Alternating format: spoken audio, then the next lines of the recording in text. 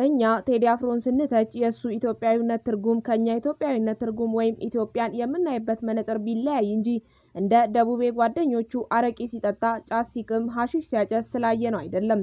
እኛ ኢትዮጵያዊነትን በሰዎች ወይም ኢትዮጵያውያን መልካም ፍቃድ ሆን ተብሎ የተመሰረተ በብዙ ዋጋ የተገነባ በየሂደቱ ሲጠናከርና ሲዳከም የኖረ የሚያረጅና የሚታደስ ፈርሶ እንደገና ሊገነባ አንዳንድ ጊዜም ፈርሶ እስከ ወዲያኛው ሊቀር የሚችል ግዑዝ እውነታና ማንነት እንደሆነ ስንረዳና ስንገልጽ እሱ ደግሞ ኢትዮጵያዊነትን በእግዚአብሔር መልካም ፍቃድ ሆን ተብሎ የተመሰረተ በብዙ ዋጋ የተገነባ በየሂደቱ ሲጠናከርና ሲዳከም የኖረ የማያረጅና የማይታደስ ሊፈርስም የማይችል መንፈሳዊ እውነታና ማንነት አድርጎ ስለሚገልጽ እንጂ አብረውት እንደሚሰሩት ጓደኞቹና የቤተ መንግስቱ ፍየሎች እነ ካሙዙ ካሳና አቤል ሙልጌታ የተናገረብን ደሞዝ የሚቆርጥልን አለቃ ኖሮን አይደለም።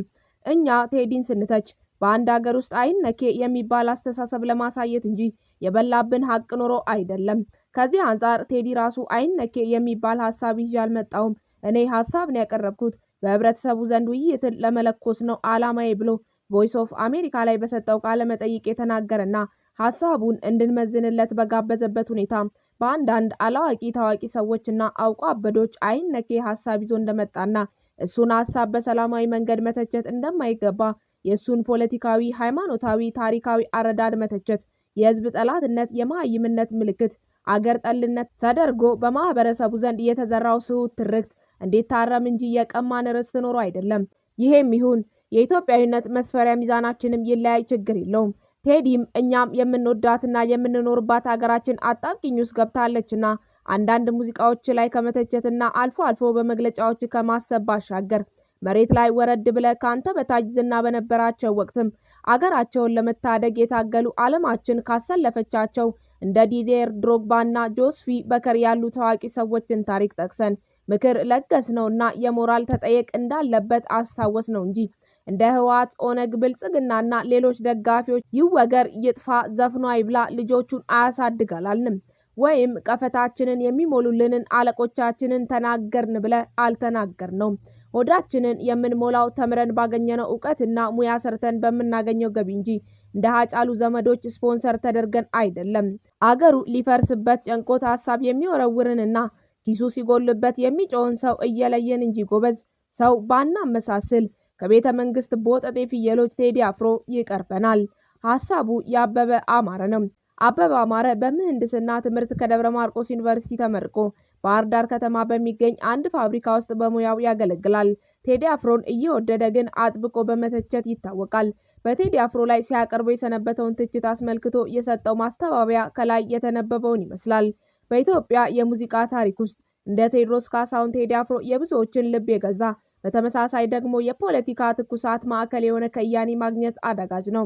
ለዓመታት የብዙዎች መሲ ተደርጎ ቢቆጠርም አሁን ግን ቴዲ አፍሮ በሙዚቃ ህይወቱ ካስተናገዳቸው ተቃውሞዎች ሁሉ እጅግ እየከፋው ሊገጥመው እንደሚችል እየተነገረ ይገኛል። ዛሬ የምንመለከተው ቴዲ አፍሮ ከአዲሱ አልበሙ ጋር ተያይዞ የገጠመውን ፈተናና በዙሪያው ያሉ ወቅታዊ ዝግቦችን ይሆናል። የቴዲ አፍሮ አዲስ አልበም መጠበቅ ሁልጊዜም በኢትዮጵያ ትልቅ ክስተት ነው። ሆኖም የዘንድሮ ጉዞ አልጋ ባልጋ አልሆነም። አልበሙ ሊለቀቅ 3 ሳምንት ሲቀረው ሰዋሰው መልቲሚዲያ ከቴዲ አፍሮ ጋር የነበረውን ግንኙነት ማቋረጡ ተሰምቷል። ምክንያቱ ደግሞ ድርጅቱ አርቲስቱ 3 ዘፈኖችን ቀንሶ እንዲያወጣ በመጠየቁ እንደሆነ ይነገራል።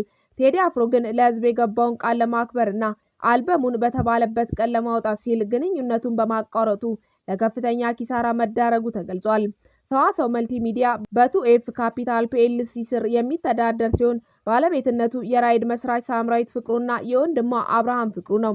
የሚገርመው ግን የዘንድሮ ተቃውሞ የመጣው ቴዲን ለሁለት አስርተ ዓመታት እንደ አውራ ሲከተሉት ከነበሩት የኢትዮ አማራ ልሂቃን መሆኑ ነው።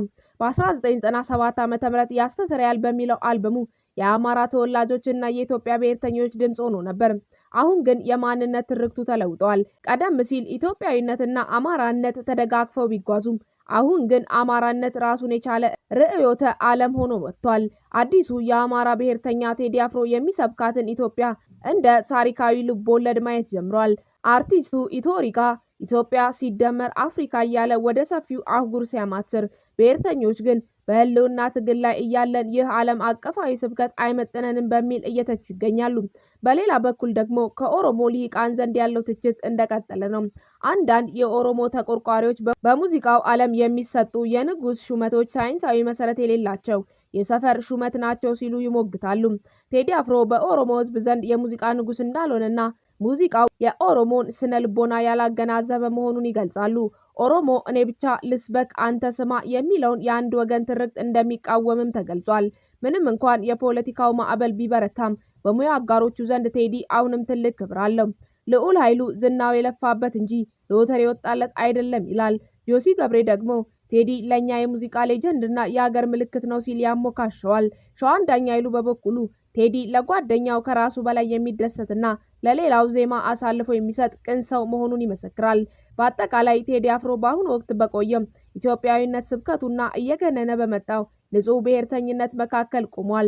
ፈተናው ቢበዛም አርቲስቱ ግን የኢትዮጵያዊነት አሁን ነው ተራው ከሚለው አቋሙ ንቅንቅ ያለ አይመስልም። እናንተስ የቴዲ አፍሮን አዲስ አልበምና በዙሪያ ያሉ ዝግቦችን እንዴት ትመለከታላችሁ? አስተያየቶቻችሁን በኮሜንት መስጫው ላይ አስፍሩልን። ቪዲዮውን ላይክ እና ሼር ማድረጋችሁን አትርሱ። ቸር ያቆየን።